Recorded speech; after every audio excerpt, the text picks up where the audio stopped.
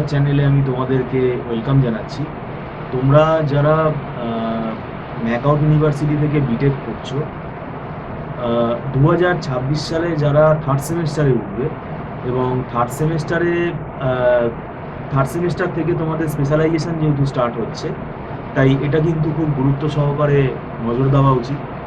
আমি এখানে প্রথমেই যে কথাটা বলবো, তোমরা জুলাই মাস থেকেই ভাই পড়া শুরু করে দাও। কেননা এটা আমরা দীর্ঘদিনের অভিজ্ঞতা, প্রত্যেক বছরই আমরা দেখি স্টুডেন্টরা কিন্তু হিমশিম খায়, আমরাও হিমশিম খাই। প্রবলেমটা কি হয়, স্টুডেন্ট অনেক দেরি করে পড়তে আসে। যদি তারা টিচার নেয় তাহলে অত দেরি করে আসলে কিন্তু খুব সমস্যা হয়ে যায়, এবং আমরা পরীক্ষার 2 মাস আগে অ্যাডমিশন নেওয়া বন্ধ করে দিই। তো সেক্ষেত্রে কিছু করার থাকে না। আমাদের রেকর্ডিং ফেসিলিটি আছে যদিও, সেটা টার্মস অ্যান্ড কন্ডিশনের বেসিসে স্টুডেন্টরা পারচেস করে যদিও, এবং সেটাও দেখতে হবে পরীক্ষা কতদিন বাকি।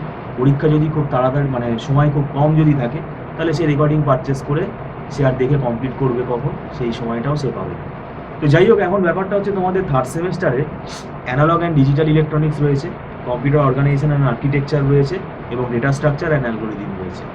ডেটা স্ট্রাকচার অ্যালগোরিদমটা দেখো পুরোটাই প্রোগ্রাম, মানে এটা সি দিয়ে প্রোগ্রাম। ডেটা স্ট্রাকচারের যে প্রোগ্রামগুলো সি দিয়ে আছে আমাদের এখানে, এবং ডেটা স্ট্রাকচারের প্রোগ্রামগুলো সত্যি এটা 2 পাতা 3 পাতার কিন্তু প্রোগ্রাম।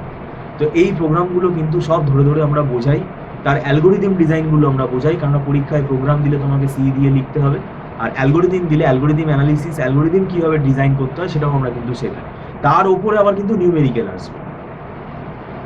তো সেই নিউমেরিক্যালগুলো না শিখলে, প্রসেস না জানলে তুমি করতে পারবে না। সেই জন্যই আমি বলছি এই সাবজেক্টটা কিন্তু পুরোপুরি অ্যানালিটিক্যাল, এবং এটা একটা বলতে পারো ম্যাথামেটিক্সেরই মতো একটা পেপার।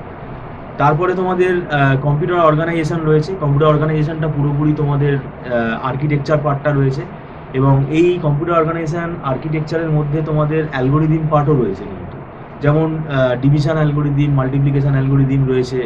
ওদিকে তোমাদের পাইপলাইন, মেমোরি ম্যানেজমেন্টের ওপর কিন্তু সব নিউমেরিক্যাল মানে কম্পিউটেশন আছে।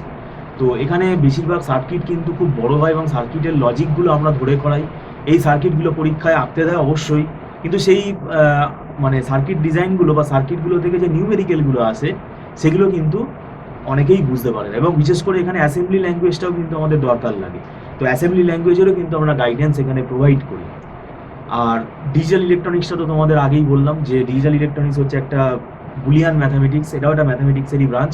এবং ডিজিটাল ইলেকট্রনিক্স না পড়ে কেউ কম্পিউটার অর্গানাইজেশন বুঝতেই পারবে না। তো ডিজিটাল ইলেকট্রনিক্স তাকে পড়তেই হবে। এবং ডিজিটাল ইলেকট্রনিক্সটা আমাদের এখানে সিলেবাসে যেটা আমরা দেখেছি, প্রায় 80 থেকে 90% ডিজিটাল ইলেকট্রনিক্সটাই কভার করছে, তার সাথে তোমাদের অ্যানালগ ইলেকট্রনিক্সটা কভার করছে। এবার অ্যানালগ ইলেকট্রনিক্সটা সেটা আমরা সিলেক্টিভ বলে দেবো যে কোন কোন টপিকগুলো করতে হবে, সেগুলো আমরা আগে ডিজিটাল ইলেকট্রনিক্স দিয়েই আমরা কিন্তু স্টার্ট করব। তো যাই হোক, একদম কোনো ঘাবড়ানোর কোনো ব্যাপার নেই। সিলেবাস আমরা দেখো দীর্ঘ 9-10 বছর পড়িয়ে আমাদের অভ্যেস হয়ে গেছে। আমরা যদি কেউ জুলাই থেকে স্টার্ট করে তাহলে কিন্তু ঠিকই আমরা সিলেবাসের কভার আপ করে দেবো, এবং সেটা কিন্তু উইথ নলেজ, উইথ কনসেপ্ট। আর আমাদের দীর্ঘদিন পড়ানোর অভিজ্ঞতার সাথে আমাদের নোটসগুলো আছে, যেগুলো আমরা নিজেরা হাতে তৈরি করেছি, স্টিল আমরা এখনও তৈরি করে যাচ্ছি ভবিষ্যতের স্টুডেন্টদেরকে, যাতে আমরা আরও বেটার সার্ভিস দিতে পারি। এগুলো কি হয়, এগুলো স্টুডেন্টদের বুঝতে খুব সুবিধা হয়। তো যাই হোক, যারা অনলাইন টিউশনে আগ্রহী আছো তারা তোমরা যোগাযোগ করতে পারো। মান্থলি ফিস সিস্টেমে ক্লাস হয় আমাদের, মাসে মাসে অ্যাডভান্স পেমেন্ট করে ক্লাস করতে হয়, এবং এটা নট রিফান্ডেবল। আর একদম ছোটো ছোটো ব্যাচেই আমরা পড়াই, যাতে স্টুডেন্টদের যাতে পড়া বুঝতে কোনো অসুবিধা না হয়। Thank you so much.